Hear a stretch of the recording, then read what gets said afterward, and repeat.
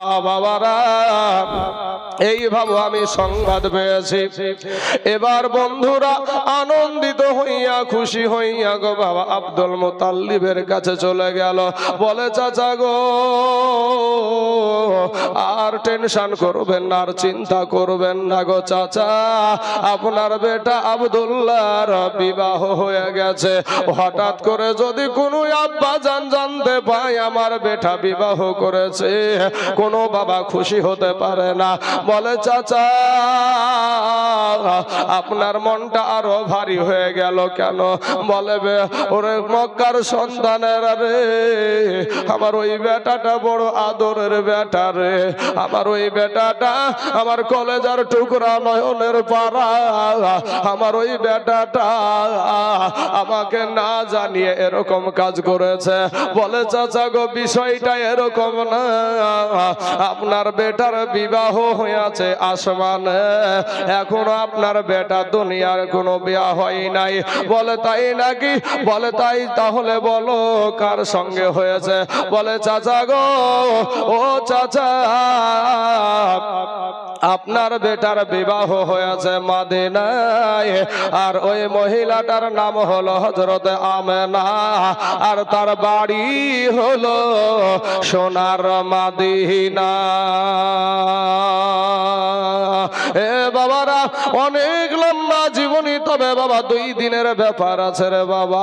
সোনা মানিকেরা আব্দুল মুতাল্লিব বাবা রওনা দিয়ে দিল। যাওয়ার পরে মদিনা শরীফে আমার আল্লাহর কুদরতে বাবা আব্দুল ওহাব জোহরীকে ডাক দিয়ে বলছে, ওগো ভাইজান তোমার বাড়ি তো মদিনা শরীফে, তবে একটা বার বলো এখানে আব্দুল ওহাবের বাড়িটা কোথায়? এখন আব্দুল ওহাব দেখছে আমার নামই তো বলছে, দেখা যাক একে তো চিনা যায় না, পরিচয় জানি না, তবে কি কারণে এসেছে একটা বিষয়টা জেনে নেই।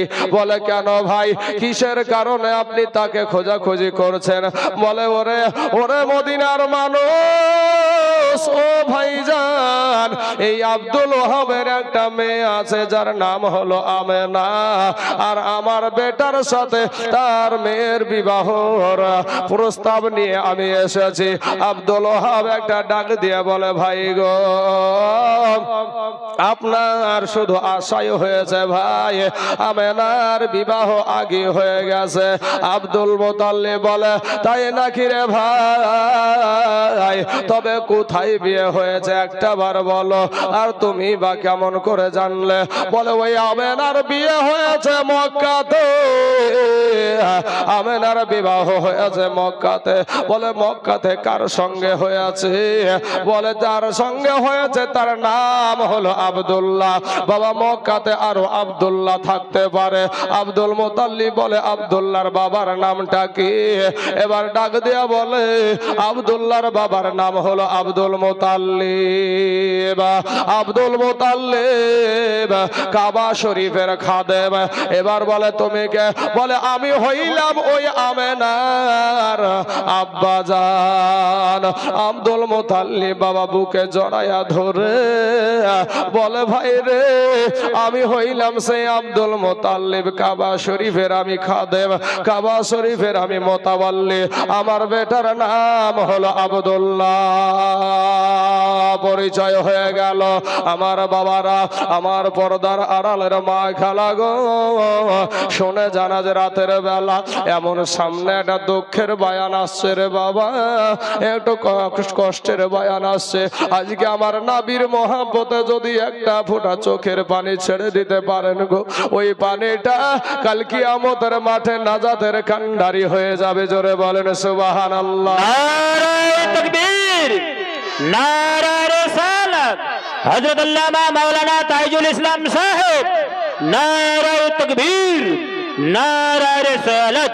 বাবাজিরা আমার সোনা মানিকেরা, এবার বিবাহ যখন হয়ে গেল, ও বাবা গো, আমার দয়ার নবীর আব্বা জান, দয়ার নবীর আব্বা জান যখন মা আমেনার কাছে একই ঘরে যখন হয়ে গেল, যখন বাবা, তারপরে আমার আব্দুল্লাহর পেশানির নূরখানা আমার মা আমেনার গর্ভে হাজির হয়ে গেল। ও যুবক ভাই, ও গো আমার পর্দার আড়ালের মা খালারা, আমার নূর নবী কার পেটে যাচ্ছে রে বাবা? কোন তো আমাদের মায়েদের মতন তো মহিলা না এ বাবা, আমাদের মায়েদের কত রকমের দোষ ত্রুটি আছে, আর আমার নবী যার পেটে এসেছে ওই পেটটা পরিষ্কার পরিচ্ছন্নতা পেট। ও বাবা ভাই রে, আপনার মায়ের কোনো দোষ থাকতে পারে, আমার মায়ের কোনো দোষ থাকতে পারে, কিন্তু আমার দয়ার নবীজির মা জননীর কোন রকমের দোষ ছিল না রে বাবা। এ সোনা মানিকেরা, আপনাদের এলাকায় যদি কোনো হাফেজ সাহেব থাকে, আর ওই হাফেজ সাহেব যদি জেনা করে বেড়ায়, মদ খেয়ে বেড়ায়, গাঁজা খেয়ে বেড়ায়, বাবা গো, যেই মানুষটার ভিতরে খারাপই ঢুকে যাবে, তার ভিতর থেকে ভালো জিনিস এমনি এমনি বেরিয়ে যাবে, টের পাবে না। আমার নবী, যেই নবীর কারণে আপনারা কোরআন পেলেন, ওই নবী যার পেটে এসেছে রে বাবা, ওই নবীকে যেই জায়গায় আমার আল্লাহ রেখেছে, ওই জায়গাটা কত পরিষ্কার হতে পারে বাবারা। অনেকেই কিন্তু আমার দয়ার নবীজির মা বাবাকে জাহান্নামী বলে, না উযুবিল্লাহি মিন জালিক। বাবা, আমি দলিলের দিকে আর যাব না বাবা, এদিকে আমার দলিল দেওয়ার মতন সমর্থন আছে বাবাজি। শোনা গো, হঠাৎ একদিন আব্দুল মুতাল্লিব ডাক দিয়ে বলে, বেটা রে, ওরে বেটা আব্দুল্লাহ বিয়ে দিয়েছি, বই এসেছে বাড়িতে, নাতি হবে পুতি হবে রে বেটা। এতদিন তুই বসে থাকতি, আমি কিছুই বলতাম না, তবে বেটা রে, এবার তোমাকে ব্যবসার জন্য বাইরে যেতে হবে, বাণিজ্যের জন্য বিদেশ পাড়ি দিতে হবে। আব্দুল্লাহ এটা ডাক দিয়ে বলে, আব্বা, একটা খ্যাড় ভেঙে দুইটা করি নাই গো আব্বা, আর তুমি যাইতে বলছো বিদেশ দেশে, তবে আব্বা গো, আমাকে কত দূরে যেতে হবে গো আব্বা? আব্দুল মুতাল্লিব বলে, এ বেটা আব্দুল্লাহ, যতই দূরে যেতে হোক না কেন রে বেটা, তোকে একা যেতে হবে না, তোর ভাইদের সঙ্গে যা। আব্দুল্লাহ বলছে, আব্বা গো, আমি বিদেশ দেশে চলে যাব গো আব্বা, আমি বাণিজ্যের জন্য চলে যাব গো আব্বা, তবে আমার আমেনার কাছে একটা বার আমি দেখা করে আসি, আমার আমেনাকে একটু সালাম করে আসি। টুক টুক টুক টুক করে আমার মা আমেনার কাছে বাবা চলে গেল। আমেনাকে একটা ডাক দিয়ে বলে, আমেনা, আমেনা গো, আমি বিদেশ দেশ চলে যাব গো আমেনা, আমার দয়ার নবী বাবাজি আমার মা আমেনার পেটে আছে। এমন সুমাদে আব্দুল্লাহ বলছে, আমেনা, আমেনা গো, আমি বিদেশ দেশ চলে যাব গো আমেনা, আমেনা গো, আমি হয়তো তোমার কোনো হক আমি আদায় করতে পারি নাই গো আমেনা, আমেনা গো, তুমি আমাকে মাফ করে দিও। আমেনা বলে, স্বামী গো, আপনি আমার কাছে কোনো অন্যায় করেন নাই, কোনো অপরাধ করেন নাই, মাফ কেন চাইছেন? বলে, আমেনা গো, মরণ কাঁচা পাকা দেখে না, আমি যদি আবার ফিরে আসি গো আমেনা, তাহলে আবার তোমার সাথে আমার সাক্ষাৎ হবে, দিদার হবে ও গো আমেনা, আর যদি মারা যায় আর জীবনে দেখা হবে না গো আমেনা। না। আমেনা বলছে স্বামী আপনি তো একা যাচ্ছেন না গো স্বামী, কেন মরণের কথা বললেন? আপনার কোনো ভাই তো মরণের কথা বলল না, আপনি কেন মরণের কথা বললেন? হাজার হলেও বাবা আমার নবীর আব্বা যান, আমার নবী বলেছেন মউতকে এতটাই কাছে রাখো, ডান দিকে সালাম ফিরাইয়াছ রে বাবা, বাম দিকে যে সালাম ফিরাতে পারবা এটার কোনো গ্যারান্টি নাই। এ মুসলমান, এ বাবাজি আমার ভাই জানে রাগো, আজ আমরা মরণকে কিছুই মনে করি না, আজ আমরা মরণকে কোনো সময় খেয়াল করি না। একদিন যে মরতে হবে এটা কোনো সময় আমরা চিন্তা করেও দেখি না। এত দুনিয়াবি কাজের ব্যস্ত, এত দুনিয়াবি কাজের জন্য আমরা ব্যস্ত। ওগো ভাইজান, আজকে যদি আপনাদেরকে প্রশ্ন করি এই ছোট্ট বাচ্চার বুয়াসের ছেলে আপনাদের গোরস্থান ময়দানে আছে নাকি? আপনারা বলবেন হ্যাঁ আছে। আমাদের মতন যুবক আপনাদের গোরস্থানে আছে নাকি? আপনারা বলবেন আছে। আমার বৃদ্ধ বাপজিদের মতন বয়সের মানুষ আপনাদের গোরস্থানে আছে নাকি? আপনারা বলবেন হ্যাঁ আছে। ওরে ভাই যুবকেরা, ভাই রে আসার সিরিয়াল আছে রে যুবক, যাওয়ার কোনো সিরিয়াল নাই। এ মুসলমান যুবকেরা, আজকে তোমাদেরকে এত বলার পরেও তোমরা শোনো না। আমি মুর্শিদাবাদ থেকে এসেছি রে ভাই, তোদের আমি দুশ্মন না, আমিও তোমাদের দুশ্মন না।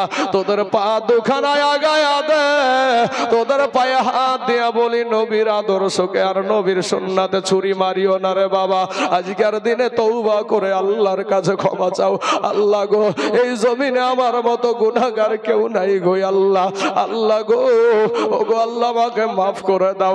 আপনার চোখের পানি গালে আসতে দেরি হবে, আমার আল্লাহর তোমার গুনাহ ক্ষমা করতে দেরি হবে না। জোরে বলেন সুবহানাল্লাহ। সুবহানাল্লাহ।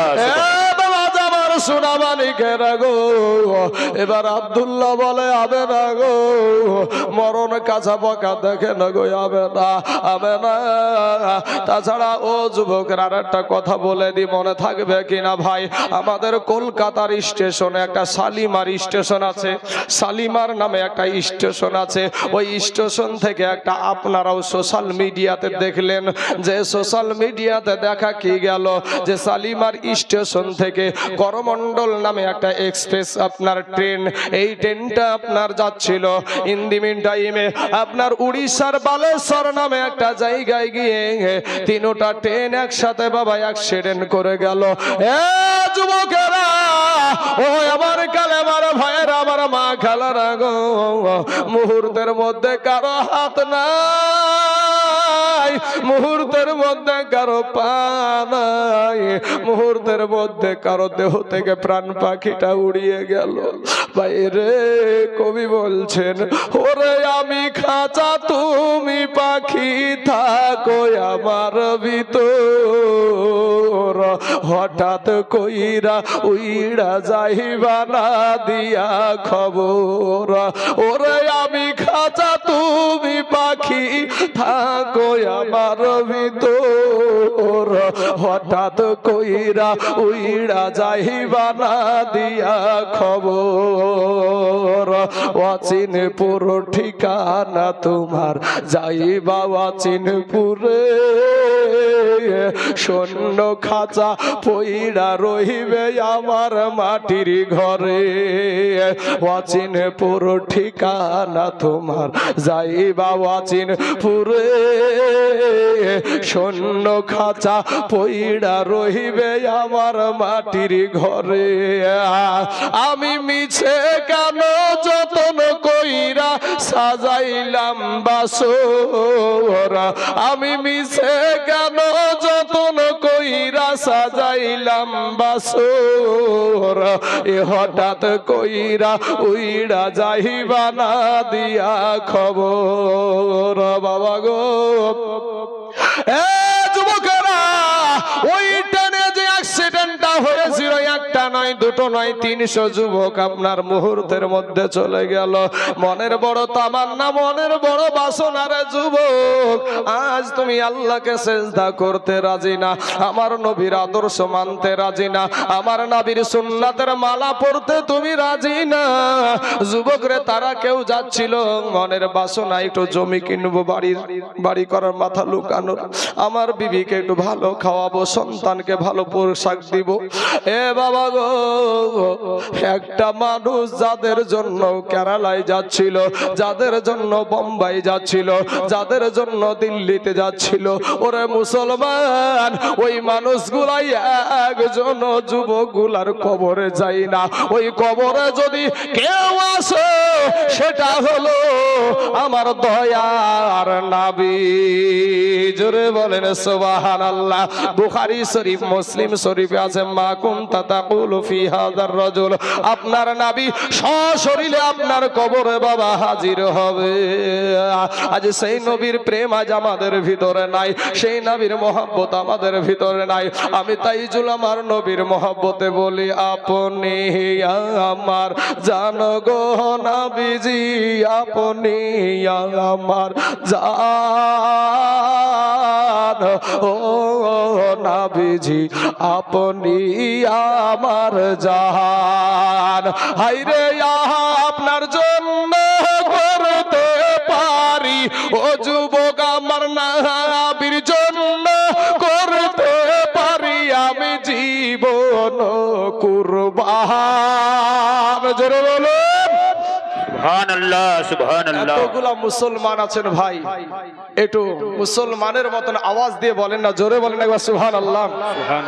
এ মুসলমানের, আমার উত্তর দিনাজপুরের মুসলমান ভাইয়েরা শুনো, আমার কালেমার ভাইয়েরা, আজ আপনি একটা পুরুষ হয়ে আপনার মুখ দিয়ে কালে সুবহানাল্লাহ বের হয় না, আলহামদুলিল্লাহ বের হয় না, কিন্তু এই ভারতের জমিনে, কর্ণাটকের জমিনে একজন আমার কালেমার বোন, একজন আমার মুসলমান বোন, এই বোনটা আমার কলেজে যাচ্ছে, তো কলেজে স্কুটিতে যাচ্ছে, এমন সময়তে কলেজে আপনার বুরখা পরে গিয়েছে, পর্দা করে গিয়েছে, এবার স্কুটিটা যখন রেখেছে, আপনার একাদশ বিধর্মী উগ্রপন্থী হিন্দু, ওই হিন্দুরা আপনার জয় শ্রীরামের স্লোগান দিয়ে আমার ওই কালেমার বোনটার দিকে, আমার ওই মুসলমান বোনটার দিকে জয় শ্রীরামের স্লোগান দিয়ে তেড়ে চলে আসছে।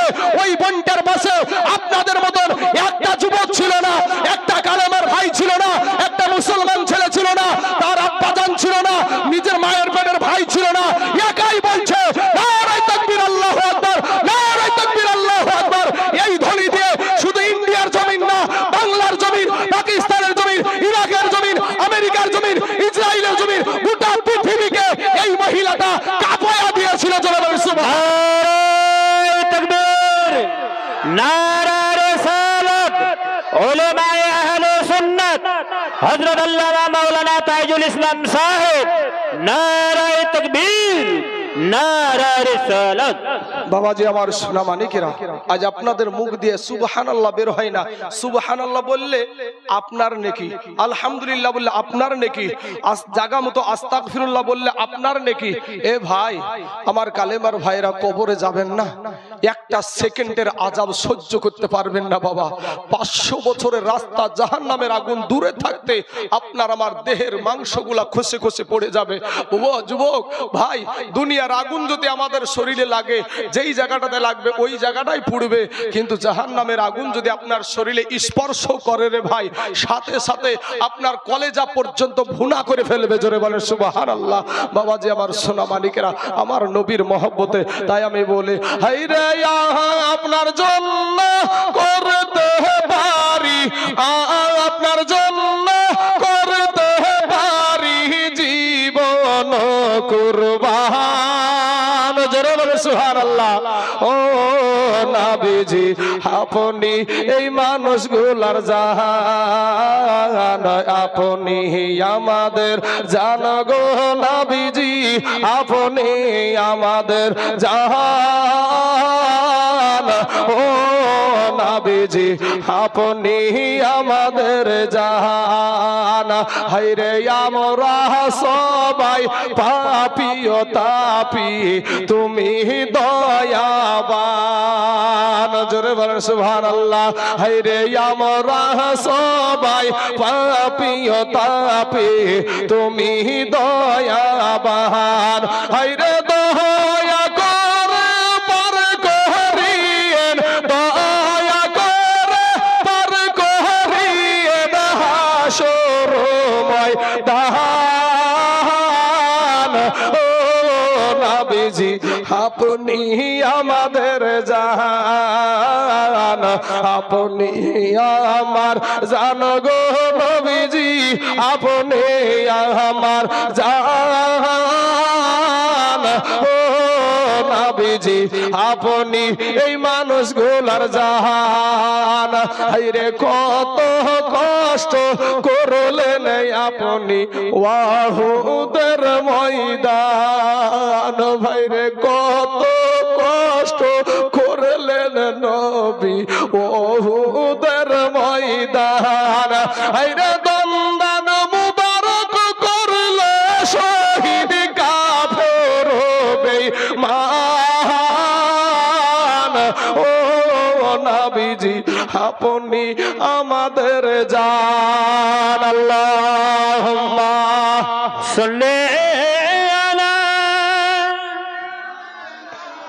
মাওলানা মুহাম্মদ ওয়া আলা আলি সাইয়্যিদিনা মাওলানা মুহাম্মদ সাল্লাল্লাহু আলাইহি ওয়াসাল্লাম বাবা গো সেই নূর নবীর আব্বা জান ডুকরে ডুকরে কান্দে আর বলে আমেনা গো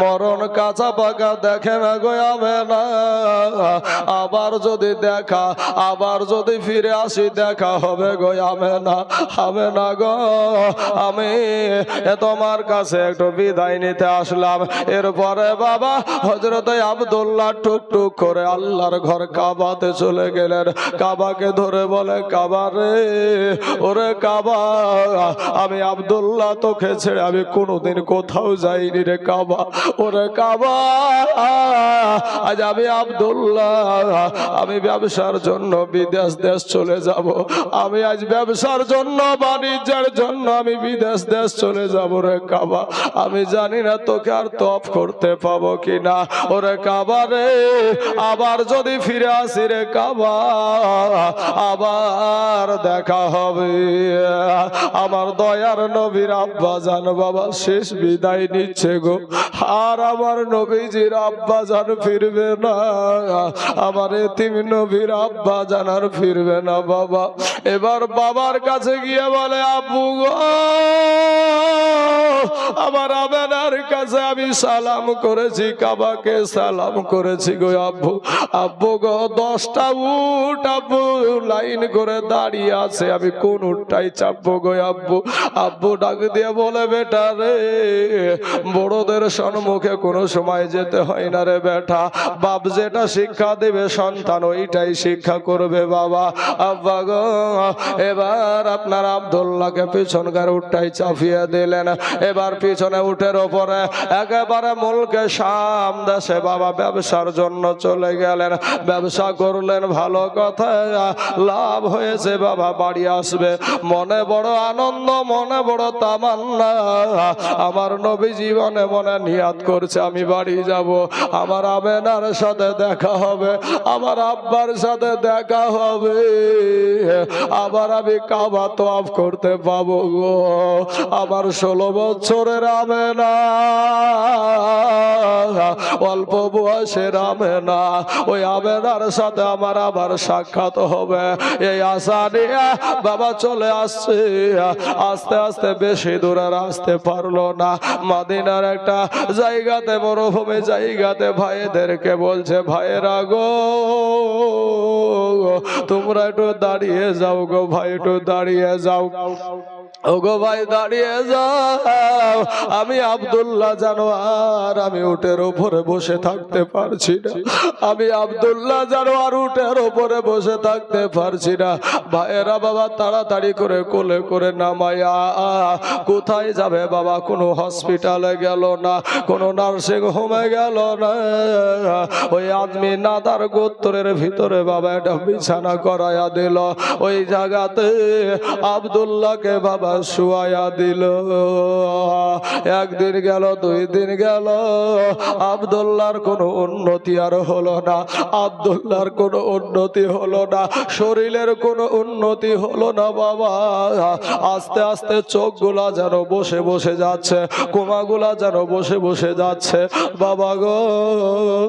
আব্দুল্লাহ বলছে না আমার শরীরটা ভালো নাই। আব্দুল্লাহ ডাক দিয়া বলে, এ আমার বড় ভাইয়েরা, তোমরা আর কয়দিন থাকবা আমার কারণে? যাও গো যাও, তোমরা মক্কাতে চলে যাও। বড় ভাই একটা ডাক দিয়া বলে, আব্দুল্লাহ রে, আমার আব্বাকে কথা দিয়ে এসেছি রে আব্দুল্লাহ। আমার আব্বা যখন বিদায় দিয়েছিল আমাকে বলেছিল, বেটা হারেস রে, ওরে বেটা হারেস, আমার আব্দুল্লাহর যেন কোনো ক্ষতি তোরা করিস না।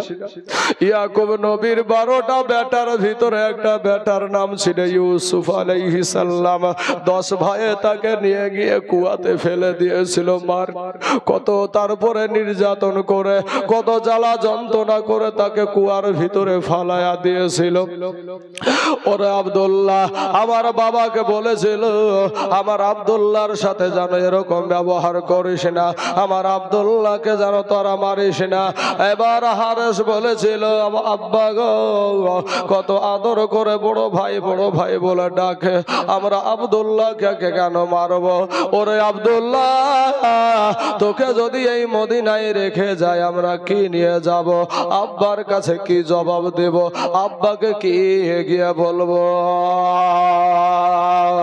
আব্দুল্লাহ বলছে না, বলে আব্দুল্লাহ রে, তোকে আমরা মক্কা নিয়ে যাব। আব্দুল্লাহ কিন্তু আর বলছে না আমার যাওয়া হবে না। আবার আব্দুল্লাহ ডাক দিয়া বলে, ও বড় ভাই, তোমরা মক্কা চলে যাও, সঙ্গে আমার উটটা কেউ নিয়ে যাও। আরেস বলছে, আব্দুল্লাহ রে, ওরে আব্দুল্লাহ, তোর অসুখ হয়েছে রে ভাই, আবার অসুখ ভালো হয়ে যাবে, তবে আব্দুল্লাহ তুই যে উটটা পাঠায়া দিছিস, আব্দুল্লাহ রে, অসুখ ভালো হয়ে গেলে তুই আবার কিসে চড়ে মক্কাতে যাবি? আব্দুল্লাহ বলছে না, ভাই গো, আমার আর মক্কা যাওয়া হবে না, আমার আর মক্কা যাওয়া হবে না, আমার আর আমেনার সাথে দেখা করা হবে না, আমার আব্বাকে আর আমি চোখে মিলিয়ে দেখতে পাবো না, আমার আর কাবা তোয়াফ করা হবে না। আব্দুল্লাহ কিন্তু বলছে না। ভাইয়েরা বাবা চলে আসছে এই দিকে, বাবা এই নানা নানির বাড়িতে আব্দুল্লাহ থেকে গেল, এরা ভাইয়েরা সব চলে আসলো বাবা। এই দিকে আমেনা রাস্তা পারে তাকায় আছে, কি তাকায় আছে? আমার স্বামী আসবে। সবাই ব্যবসা থেকে বাড়ি ফিরে, আমার স্বামী কেন আসে না? আমার নূর নবী মায়ের পেটে গো, ওই আমেনা রাস্তার দিকে তাকায় আছে, আমার স্বামী কখন আসবে, আমার স্বামী কখন আসবে? হে বাবা গো, 16 বছরের আমেনা, অল্প বয়সের আমেনা, জানালা দিয়ে তাকিয়ে দেখে একটা উটের দল যেন চলে আসছে। এই উটের দল যখন চলে আসছে, আমেনা চিন্তা করছে এই দলই মনে হয় আমার স্বামী আছে। ঠিক তাই বাবা, একটা একটা করে বাড়িতে উট যখন প্রবেশ করতে লাগলো। আমেনা আমার নবীজির আব্বা নবীজির মা জননী বাবা একটা একটা করে উট গুনছে, গুনতে গুনতে বাবা যখন 10 নম্বরের উটটা চলে এসেছে, ওই 10 নম্বর উটটার দিকে তাকায়া দেখে উটের চোখ দিয়া জানো বাবা বে বে বে বে পানি ঝরে যাচ্ছে। বাবা গো, উটের পিঠের উপরে হাওদার দিকে তাকায়া দেখে যে হাওদার উপরে কোনো মানুষ নাই, হাওদার ভিতরে কোনো মানুষ নাই। আমেনা বলছে আহারে আমার স্বামী কই, আমার স্বামীকে কেন দেখা যায় না, আমার স্বামী কোথায় আছে, কি ব্যাপার, আমার স্বামীকে না হলে আর বেঁচে নাই, আমার স্বামীকে কেন দেখতে পাই না। এ মুসলমান, এবার ভাইরা বাবার কাছে গিয়ে আব্দুল মুতাল্লিব ডাক দিয়ে বলে বেটা রে, ওরে বেটা তোরা কোথায় ইনকাম করলে, কোথায় ব্যবসা করলে আবার জানার দরকার নাই। ওরে বেটা রে বল আমার ছোট বেটা কই, আমার ছোট বেটা কই রে, আমার ছোট বেটাকে কেন দেখা যায় না। হারেস ডাক দিয়া বলে আব্বা গো, আপনার বেটা আছে তবে অসুস্থ হয়ে গেছে গো আব্বা। ওই আজমি নাদার গোত্রের ভিতরে নানা নানের বাড়িতে রেখে দিয়া চলে এসেছি। আব্দুল মুতাল্লিব বলছে বেটা হারেস রে, অসুস্থ ভাইকে রেখে দিয়ে চলে আসলি রে বেটা, আমি জন্মদাতা পিতা, আমি যদি মরেও যেতাম তারপরও আমি আমার সন্তানকে রেখে আসতাম না। এ মুসলমান ভাইয়েরা, আমার ছোট্ট কালে আমি তখন মাদ্রাসায় যাই নাই, আমার মা একটা গজল বলে বলে আমাদেরকে ঘুম দিত, ওই গজলটা আমার এখনো মনে আছে। কি বলতো আমার মা, আমার গর্ভধারণী মায়ের কথা বলছি বাবা, আমার মা বলতো বাপের বেটা জানে মরে না, মা জননী কাঁদে বাঁচে না, বাপের বেটা জানে মরে না, মা জননী কাঁদে বাঁচে না, বাপের ছেলে পুত্র মলে ও ভাই কালে যা যাই জ্বলে, বাপের মুখে হাসি চোখে পানি মানে না, এ মা জননী কাঁদে বাঁচে না, বাপের বেটা জানে মরে না, এ মা জননী কাঁদে বাঁচে না, বাপের যেমন কাঁচা বাঁশের ঘুণ লাগলে হয় যেমন, ভাইরে যেমন কাঁচা বাঁশের ঘুণ লাগলে হয় যেমন, ভাইরে বস্তু থাকে না, মা জননী কাঁদে বাঁচে না, বাপের বেটা জানে মরে না, মা জননী কাঁদে বাঁচে না। বাবা গো, আব্দুল মুতাল্লিব বলে এ বেটা হারেস, অসুস্থ ভাইকে তুই রেখে দিয়ে চলে আসলি রে বেটা, আমি জন্মদাতা আব্বা, আমি যদি হইতাম, আমার মরণ যদি হইত রে বেটা, এরপরেও আমার অসুস্থ বেটাকে রেখে আমি আসতাম না। হযরত আমেনা রাদিয়াল্লাহু তাআলা আনহা বাবা গো টুক টুক টুক টুক করে আপনার চলে গিয়ে শ্বশুর আব্বাকে জিজ্ঞাসা করছে আব্বা গো, আপনার সব বড় বেটা তো দেখা যায়, আপনার ছোট বেটাটা কই, আপনার ছোট বেটা কই গো আব্বা। আব্দুল মুতাল্লিব বলছে আমেনা রে, ওরে বেটি আমেনা চোখের পানি ফালাস না রে বেটি, তোর স্বামী আছে তবে অসুস্থ হয়ে আছে, ওই মদিনাতে রেখে দিয়া চলে এসেছে। আমেনার চোখের পানি বাবা এই যে পড়তে আরম্ভ করলো, আজও শুরু করলো, কালো শুরু করলো রে ভাই, আর কোনোদিন আমার মা আমেনার চোখের পানি বন্ধ হলো না। একদিন যায়, 2 দিন যায়, আমেনা চিন্তা করে আহারে আমার অসুস্থ স্বামী পড়ে রইল মদিনায়, আর আমি আমেনা রইলাম মক্কাতে।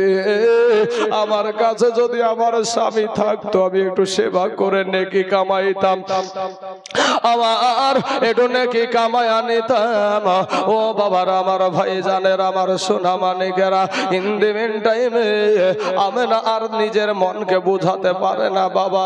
টুক টুক করে গিয়া শ্বশুর আব্বাকে ডাক দিয়ে বলে, আব্বা গো, আমি আমেনা রইলাম মক্কাতে, আমার স্বামী রইল মদিনায় অসুস্থ অবস্থায় গো আব্বা, আমি আর যে ধৈর্য করতে পারছি না, আমি আর ধৈর্য ধরতে পারছি না। আব্বু গো, একটা বার চেষ্টা করে দেখেন গো আব্বা, আমার স্বামীকে কি মক্কাতে আনা যায় না? আব্দুল মুতাল্লিব বলে, বিটি আমেনা রে, তুই নিশ্চয় কথাটা যুক্তিসঙ্গত বলেছিস, ঠিক আছে, আমি একটু চেষ্টা করে দেখছি। বাবা গো, আমার দয়ার নবীর দাদা আব্দুল মুতাল্লিব বড় বেটা হারেসকে ডাক দিয়া বলে, হারেস রে, ওই দেখ আমেনার মুখের দিকে তাকানো যায় না রে, ওই দেখ আমেনার দিকে আর আমি তাকাতে পারি না রে বেটা। বেটা রে, আমি তোর বাপ তোকে অর্ডার দিচ্ছি, যা তুই তাড়াতাড়ি ওই মক্কাতে চলে যা, আর মক্কাতে গিয়া আমার অসুস্থ বেটাকে কোলে করে নিয়ে এসে মক্কায় পৌঁছায়া দে। বাপের হুকুম জারি হয়ে গেল বাবা। এবার হারেস চলে যাচ্ছে বাবা, টুক টুক টুক টুক করে চলে যায়, টুক টুক টুক টুক করে চলে যাচ্ছে। যাওয়ার পর দেখছে গো, আমাদের দেশে যখন কোনো মানুষ মারা যায়, আমাদের দেশে যখন কোনো লাশকে কাঁধে করে নিয়ে যায়, সাদা পোশাক পরিধান করে মাথায় টুপি দিয়ে লাইন ধরে চলে যায়, ওই রকম ভাবে জানো বাবা মানুষ চলে যাচ্ছে। হারেস বলছে, ব্যাপারটা কি? এই দিক দিয়ে মানুষ কোথায় যায়? কি ব্যাপারে দিক দিয়ে কোথায় যায়? এরে আমার বাবারা, ও আমার পর্দার আড়ালের মা খালা গো। এবার হারেস একজনকে জিজ্ঞাসা করে, ভাই এই জায়গাতে কি হয়েছে? বলে, ভাই রে, এখানে কথা বলে সময় নষ্ট না করে একটা নজর যদি দেখার ইচ্ছা থাকে সামনে যাও। সামনে গিয়া এবার মায়ের পেটের ভাই, ও বাবা, সামনে গিয়া দেখছে যে একটা খাটলার ভিতরে কাফন পরায়া কে যেন শুয়ে আছে, কে যেন শুয়ে আছে।